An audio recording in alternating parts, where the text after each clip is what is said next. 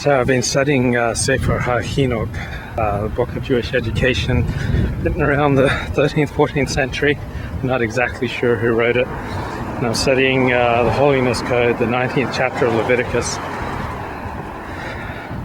Vayikra. And today I was studying the Pasuk, do not hate your neighbor in your heart. I was feeling all good because as a blogger, I don't hate people in my heart, I hate them on my blog. So I have to be open with what my dispute is, why I hate the person. I have to try to be fair, otherwise I'm going to look unfair in public and have to look temperate and look as though I've tried to get all sides to it. So once you start openly and publicly expressing your hatred, there are all sorts of incentives if you want to have any sort of responsible position to be responsible and to be fair and to be accurate in expressing your hatred. And according to Sefer HaChinuch, it's better to express your hatred than to not express it, than to keep it bottled up within. But once you start expressing your hatred, then you violate two other commandments. The one against, you shall love your neighbor as yourself, and some other commandment that I'm forgetting right now. But that's still not as bad as just harboring the hatred in your heart. And then the Sefer HaChinuch talks about how informing is just about the worst thing. Sefer HaChinuch has this thing about informers, Jews who go to gentle authorities and tell and tattle on fellow Jews and get them in trouble with the Goyish law. So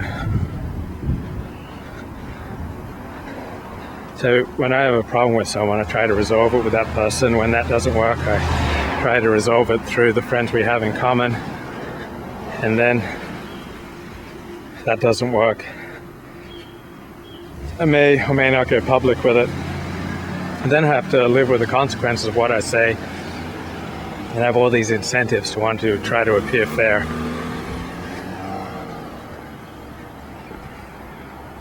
So what about the example of God?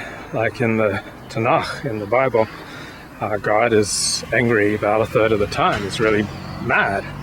And if you read our prayer book, God is mad. And Shemona Esrei, aka the Amidah, aka the 18 benedictions, the main prayer in Judaism, that talks about God's wrath against the Minim, the heretics.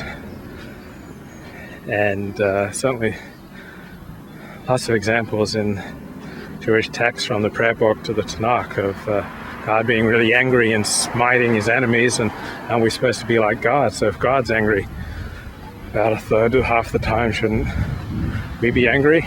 Well, the rabbinic literature, starting with the Talmud, the Mishnah, the oral law, etc., starts to constrict the ways that you can express your anger and for what reason it's valid to be angry. So what Jews are we allowed to hate? And I guess we're only allowed to hate those who are a threat to the community, such as myself.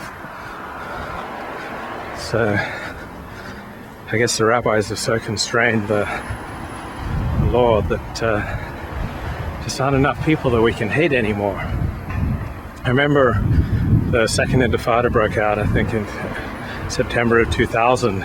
Started encountering Orthodox Jews who were praying for the demise, publicly admitting they were praying for the demise of various journalists, the LA Times and New York Times, etc., who they believed were unfair to Israel. And it kind of struck me as pretty strong medicine to be praying for someone's demise. But it was explained to me it's better that these evildoers die than to keep on committing great sins. Well, what about the evildoer spouse and children? Wouldn't it be better to engage the people with whom we disagree? Anyway, so God is always ticked off and mad in the Bible. But we're not supposed to be like that because the rabbis start ameliorating that and limiting how we can express our hatred. So there just aren't many Jews that we're allowed to hate anymore. like those who threaten the moral fabric of the community, I guess who informed the Gentile authorities unfairly and unjustly. Okay, then we can hate. But if someone like robs you, you can take him to a Beit Din, I guess, but if someone insults you or speaks evil things about you, not allowed to nurse that hatred or sustain it. It's kind of a bummer. Because if you know Jews, I mean, they're very volatile. They're very free with their hatreds and passions and very outspoken, and like they're not gentle Jesus, meek and mild, which I think is cool.